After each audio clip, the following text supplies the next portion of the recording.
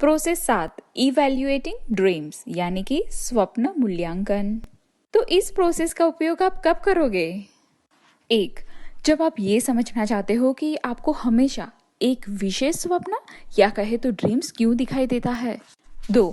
जब आप अपने वाइब्रेशनल पॉइंट ऑफ अट्रैक्शन को समझना चाहते हैं और आपकी लाइफ में जो मैनिफेस्टेशन होने वाला है उसके पहले ही आप किस क्रिएशन के प्रोसेस में है ये जानना चाहते हो तब।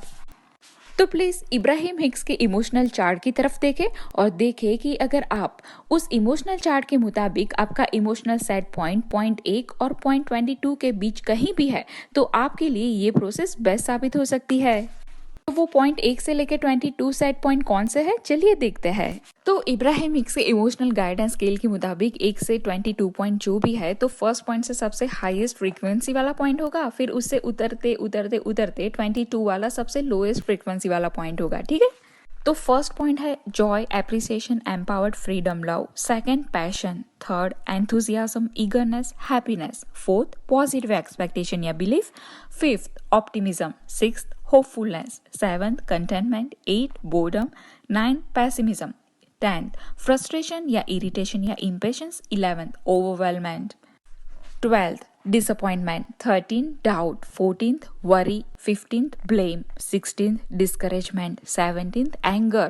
18th revenge. 19th hatred या rage.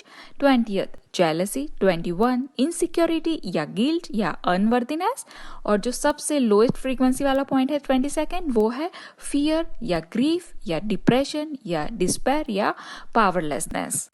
तो आप जिसके बारे में भी सोचते हैं और आपकी लाइफ में जो भी मैनिफेस्टर होकर आता है वो हमेशा हमेशा से ही वाइब्रेशनल मैच ही होता है। और बिल्कुल वैसे ही आप जो सोचते हैं और आपके ड्रीम में जो भी आता है उनके बीच भी हमेशा वाइब्रेशनल मैच होता है। क्या आपको मालूम है ये? आपके लाइफ के डोमिनेंट थॉट्स हमेशा आपके मैनिफेस्टेशन से मैच होता है।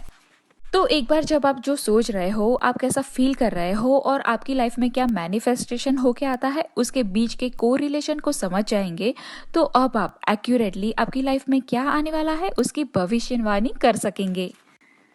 अपने थॉट्स के प्रति हमेशा ही अवेयर रहना अच्छा होता है।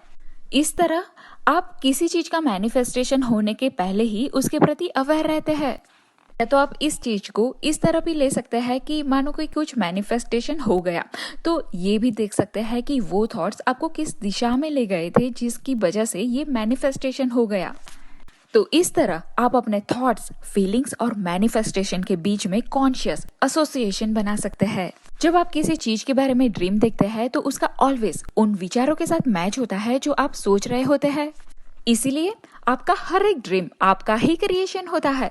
आपके लिए किसी भी ऐसी चीज का ड्रीम देखना पॉसिबल नहीं है जिसे आप अपने विचारों द्वारा क्रिएट नहीं कर सकते। अगर आपके ड्रीम में कुछ भी मैनिफेस्टेशन हो चुका है इसका मतलब है कि आपने उस थॉट को अर्थपूर्ण मात्रा में उस पर विचार किया है। जिस तरह से आप उन चीजों के बारे में फील करते हैं जिनके बारे में आप सबसे ज्यादा सोचते हैं उसका सार या कहे तो एसेंस इवेंचुअली आपकी लाइफ के अनुभव में मैनिफेस्ट होगा। लेकिन आपके ड्रीम स्टेट में मैनिफेस्ट होने में इसे और भी कम समय और कम अटेंशन लगता है और इसी वजह से आपकी ड्रीम्स की इमेंस वैल्यू होती है जो आपको ये समझाने में हेल्प करती है कि आप क्या क्रिएट करने की प्रोसेस में है। अगर आप कुछ ऐसा क्रिएट करने की प्रोसेस में है जो आपको नहीं चाहिए तो आपके लिए अपने थॉट्स की डायरेक्शन को चेंज करना इजी रहेगा, क्योंकि फिर वो अनचाही चीज जो मैनिफेस्ट हो जाती है तो उसके बाद अपने थॉट्स की डायरेक्शन को चेंज करना इतना इजी नहीं होता फिर। तो स्वप्न मूल्यांकन या कहे तो ड्रीम इवैल्यूएटिंग की प्रोसेस कुछ इस तरह है। तो रात को सोने से पहले कॉन्शियसली एक्नॉलेज करें या कहे तो स्वीकार करें कि आपके ड्रीम्स एक्यूरेटली आपके थॉट्स को रिफ्लेक्ट करते हैं। फिर अपने आप से कहे कि मैं चाहता हूं कि मैं अच्छी तरह आराम करूं और तरोताजा होकर जगूं। और अपने आप से कहे कि अगर मेरे ड्रीम स्टेट में से याद करने के लिए मेरे लिए कुछ भी इम्पोर्टेंट होगा जिसकी वजह से मैं अपने अनवांटेड थॉट्स को चेंज कर सकता हूं तो जब मैं जगूंगा तो मैं इसे याद करूंगा। और तब जगने पर इससे पहले कि आप उठ जाए वहां कुछ देर पर लेटे रहे और अपने आप से पूछे कि क्या मुझे अपने ड्रीम स्टेट की कोई बात याद है। वैसे तो आप दिन भर में अपने ड्रीम स्टेट के कुछ अलग अलग पहलुओं को याद कर सकते हैं, लेकिन आमतौर पर अपने ड्रीम्स को याद करने का सबसे अच्छा मौका तब होता है जब आप जस्ट जगे ही होते हैं। और जब आप अपने ड्रीम को याद करना स्टार्ट करें तो शांत हो जाए और ये याद करने की ट्राई करें कि ड्रीम के दौरान आपको कैसा फील हो रहा था। क्योंकि खाली अपने ड्रीम्स को याद करने से ज्यादा आपको अपने इमोशंस को याद करने से इवन ज्यादा इंपॉर्टेंट इन्फॉर्मेशन मिलेगी। इसके लिए आपको अपनी लाइफ में हर एक सब्जेक्ट में सिग्निफिकेंट अटेंशन देना होगा, हर एक सब्जेक्ट पर अटेंशन देना होगा इससे पहले कि वो आपके ड्रीम स्टेट में दिखाई देना आरंभ हो। और यही कारण है कि आपके ज्यादा मीनिंगफुल ड्रीम्स के साथ हमेशा हमेशा स्ट्रॉन्ग इमोशंस होते हैं। इमोशंस अच्छे या बुरे फील हो सकते हैं, लेकिन ये ऑलवेज स्ट्रॉन्ग अवश्य होंगे ताकि आप इस फीलिंग्स को पहचान सके। तो ये ड्रीम्स जब घट रहे होते हैं तो आपको ये ड्रीम्स को कैसे लेना है? तो आंसर है कि अगर आप किसी अच्छा फील करने वाले ड्रीम से उठते हैं तो आप ये यकीन रख सकते हैं कि उस सब्जेक्ट्स में आपके डोमिनेंट या कहे तो प्रमुख विचार आप जो चाहते हैं उसके मैनिफेस्टेशन की ओर ले जा रहे हैं आपको। और जब आप किसी बुरी ड्रीम्स में से उठते हैं तो जानिए कि आपके डोमिनेंस विचार किसी ऐसी चीज को अट्रैक्ट करने की प्रोसेस में है जो आपको नहीं चाहिए। हालांकि आपके अनुभव में क्या मैनिफेस्ट हो रहा है उसके मुताबिक आप चाहे कहीं भी खड़े हो, आप हमेशा एक नया डिसीजन ले सकते हैं और उस मैनिफेस्टेशन को ऐसी चीज में बदल सकते हैं जो आपको ज्यादा पसंद हो। लाइफ अपने आप ही डिफॉल्ट मोड में क्रिएट होने लगती है। इससे ज्यादा अच्छा है कि आप उस सिनारियो को कॉन्शियसली क्रिएट करें जो आप चाहते हो, क्योंकि कुछ चीज जो आपको चाहिए नहीं होती है तो आप यहाँ पहले से ही उस ड्रीम स्टेट में से उस इमोशंस को पहचान कर उस ओर मोड़ सकते हैं जिस ओर आपको चाहिए होती है। जैसे ही आप ये समझने लगते हैं कि आपके ड्रीम्स आप जो फील कर रहे हैं और आप जिसको क्रिएट कर रहे हैं उसका वंडरफुल रिफ्लेक्शन है, तब आप अपने ड्रीम्स को पॉजिटिव रूप से अफेक्ट करने के लिए अपने विचारों में कॉन्शियसली चेंज करना स्टार्ट कर देते हैं। और जैसे ही आपको पॉजिटिव ड्रीम्स आने लगेंगे आप जान जाएंगे कि आप ज्यादा पॉजिटिव लाइफ के मार्ग पर है। अब अगर आप किसी बुरे स्वप्न से उठते हैं तो चिंता मत कीजिए, इसकी जगह उस अवेयरनेस को अप्रिशिएट कीजिए कि अब आप ऐसे चीज को अटेंशन दे सकते हैं जो आपको चाहिए। ये बिल्कुल वैसा है जैसे कि आपकी स्किन में जैसे सेंसर होता है कि आप कुछ गर्म चीज को छू लेते हैं तो आपको तब हॉट लगता है, राइट? पर अब आपको पता है कि अब आपको इस चीज को नहीं छूना है वरना आपको फिर से हॉट लग सकता है। तो हमारे डियर फिजिकल फ्रेंड्स, उस बात को अप्रिशिएट करो कि आपके इमोशंस ने आपको अवेयर किया है कि आपके थॉट्स कुछ ऐसी चीजों में जा रहे थे जो आपको नहीं चाहिए था। अब आप ड्रीम देखते टाइम कुछ भी क्रिएट नहीं करते, क्योंकि आपके ड्रीम्स मैनिफेस्टेशन है उस बात का जो आप सोच रहे थे अपने अवेकन स्टेट में। एक और इम्पोर्टेंट बात, जब आप जग जाते हैं और जब आप अपने ड्रीम के बारे में सोचते हैं और डिस्कशन करते हैं तो वे विचार आपके फ्यूचर के क्रिएशन को भी अफेक्ट करता है।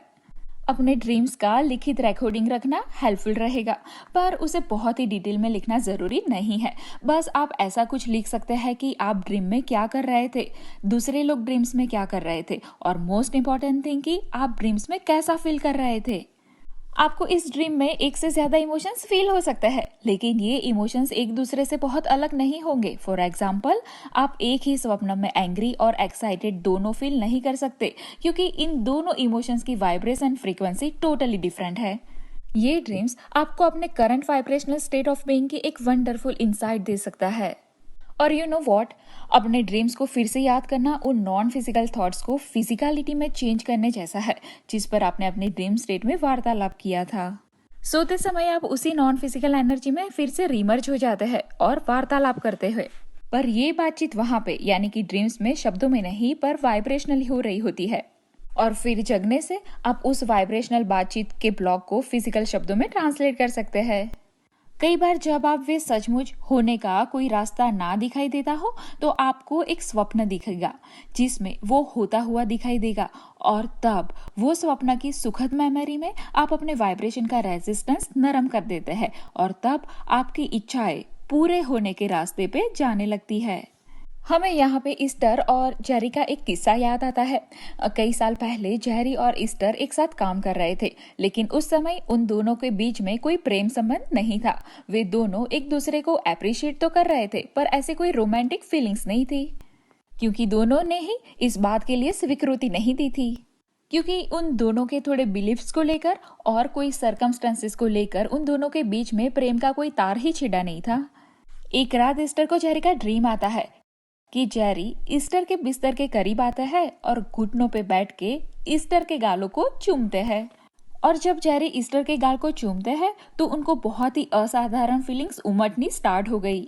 वो फीलिंग्स ऐसी थी जैसे आनंद की फीलिंग्स, सब कुछ ठीक होने की फीलिंग्स जो बयान करने से बाहर थी। वो फीलिंग्स ऐसी थी जो इससे पहले कभी भी ईस्टर को सोते समय या कभी भी नहीं हुई थी। और जब वो जगी तो अपने आप को इस स्वप्न के बारे में सोचते हुए वो नहीं रोक सकी और उन्हें जेरी के प्रति ऐसी फीलिंग्स हुई जो इससे पहले कभी भी नहीं हुई थी उनको। इस ड्रीम ने ईस्टर के अंदर ऐसा एहसास छोड़ा जिसे उन्होंने पहले कभी भी महसूस नहीं किया था। ये इतना आनंददायक था कि वे इसे बार बार देखना चाहती थी। अगर वो इसे नहीं देख पाती तो वे बस इसे याद करने का ट्राई करती। वो उस ड्रीम की फीलिंग्स को फिर से महसूस करना चाहती थी और यही वो वाइब्रेशन थे जो उन दोनों को साथ ले आए। क्योंकि ईस्टर हमेशा से ही ऐसा ही सोचती आई थी कि मैं ऑलवेज खुश रहना चाहती हूँ, मैं ऐसा पार्टनर चाहती हूँ जो अप्रिशिएट करे, मैं हैप्पी मैरिज लाइफ चाहती हूँ। ईस्टर के ये सब सोचने के बावजूद भी उनके लाइफ में इन चीजों की बहुत ही कमी थी। पर उनके इनर बीइंग्स ने उनकी मांग को सुनकर उन्हें कुछ दृश्य या कहे तो विजुअल्स और कामुक पेशकश की, कुछ ऐसा टेंजिबल कि वो इसे भूल ना सके और कुछ ऐसा शक्तिशाली जो उसे अंदर से बुला के आवाज देता रहे। और जब ईस्टर ने उस एनर्जी को उस और फ्लो किया तो उनका ये सेगमेंट बहुत ही उपयोगी साबित हुआ उन दोनों को करीब लाने के लिए। तो इन सब के कहने का पीछे का मतलब ये है कि अगर आपको कुछ चाहिए तो वो चीजें ऐसे मत बनाओ कि जैसे वो एक कसौटी बन जाए। फॉर एग्जाम्पल, आप हेल्दी होना चाहते हो पर आप कभी हेल्दी ही नहीं हो पाते हो। आप अमीर होना चाहते हो पर आप कभी अमीर नहीं हो पाते हो। आपको अच्छा पार्टनर चाहिए होता है पर आपके पास कोई पार्टनर टिकता ही नहीं है। कहने का मतलब ये है कि इसे एक कसौटी मत बना दो। अपने इनर बीइंग के बारे में इससे बात करें जो आपको चाहिए और आपको वो क्यों चाहिए उसके बारे में इनर बीइंग से बात करते रहे और अपने इनर बीइंग को अपने ड्रीम स्टेट में आपको वो ऑफर करने दे, वो तस्वीरें जिसकी और आप वो एनर्जी फ्लो कर सकते हैं जो आपकी वाइब्रेशनल स्टेट का कारण बनेगी जो आप चाहते हैं। और तब लॉ ऑफ अट्रैक्शन इसे आप तक ले आएगा। आपके ड्रीम्स आपके वाइब्रेशनल पॉइंट ऑफ अट्रैक्शन का मैनिफेस्टेशन है जिसे आप अपने ड्रीम का मूल्यांकन कर पहचान सकते हैं कि आप अपने वाइब्रेशन के साथ रियली में क्या कर रहे हो। आपके ड्रीम्स वो प्रीव्यू की छोटी झांकी की तरह है जो आने वाला है। तो अगर वो प्रीव्यू कुछ नेगेटिव है या आपकी चाह से उल्टी दिशा का है तो अब आप इसे चेंज करने के लिए कुछ कर सकते हैं। तो ये ड्रीम्स आपको वो समझाने में हेल्प करता है कि आप अपनी एनर्जी गलत दिशा में फ्लो कर रहे हो या सही। आपको एक सपना दिखा सकता है कि आप कौन सी दिशा में जा रहे हो, क्योंकि कई बार आप जगते हो और कहते हो कि ओ नो, मुझे ये नहीं चाहिए। तो तब आपको अपने आप से कहना है कि वो क्या है जो मुझे चाहिए और तब आप अपनी एनर्जी को लाभकारी या प्रोडक्टिव वे से उस ओर फ्लो कर सकते हैं जो आपको चाहिए। तो ऐसे ही आप अपनी एनर्जी में संशोधन कर अपने फ्यूचर में होने वाले एक्सपीरियंस को भी चेंज कर सकते हैं।